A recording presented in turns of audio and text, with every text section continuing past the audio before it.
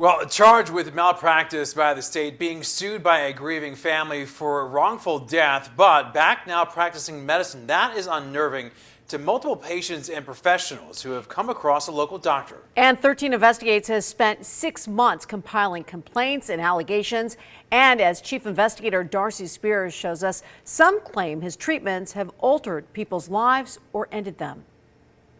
I get angry, and I feel like, what's the point? But then I have to tell myself I still have a lot to be thankful for. Looking on the bright side can be hard for Judy Hogue.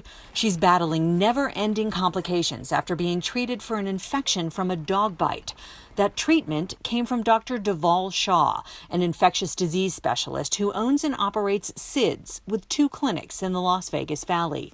It's altered everything in my life. I don't feel freedom, and it's really hard to have to depend on other people. Judy's medical records show permanent damage to the vestibular part of her brain, which controls hearing and balance.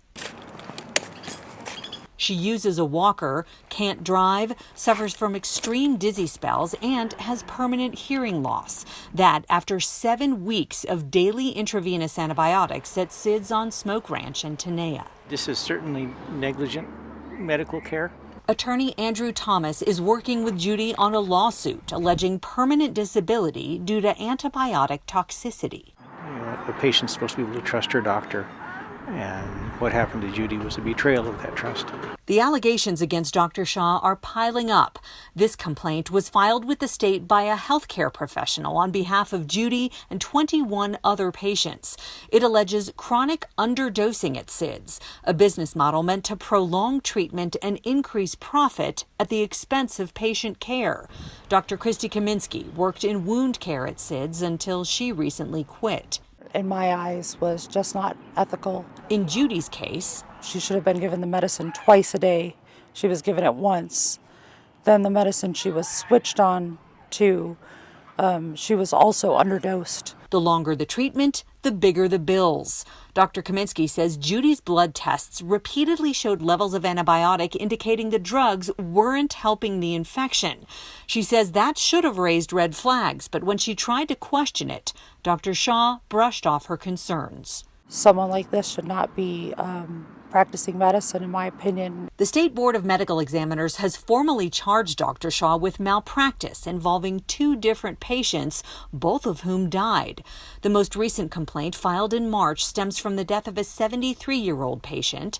It says Shaw failed to ensure appropriate antibiotics were ordered for and given to the patient, failed to supervise his physician assistant, and failed to keep accurate records. This other active malpractice complaint was filed last July. It involves a young mother, just 25 when she died after Shaw's PA and business colleague allegedly failed to recognize imaging studies and lab results indicating tuberculosis. Dr. Shaw declined an on-camera interview on his attorney's advice, but his lawyers sent a statement which says in part, the well-being of Dr. Shaw's patients has always been his paramount concern. Dr. Shaw recently reached a settlement with the Board of Medicine's Investigative Committee, which is pending final approval by the full board. He intends to work hard to earn and keep the trust of the board and the public. He stepped away from his practice and is currently devoting time and resources on a volunteer basis to assist with the response to the unprecedented COVID-19 pandemic. He values the opportunity to treat the citizens of Nevada. But does he value profit even more? Yes, say many people who spoke to 13 Investigates. And it may be an issue of the doctor putting financial interest ahead of the patient's safety. These are bills for office visits with doctors Judy Hogue says she never saw, and some for infusions she says she never got.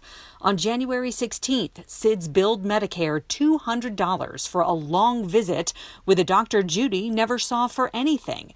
She also had no office visits with Dr. Shaw, but he too billed Medicare for visits, infusions, and injections.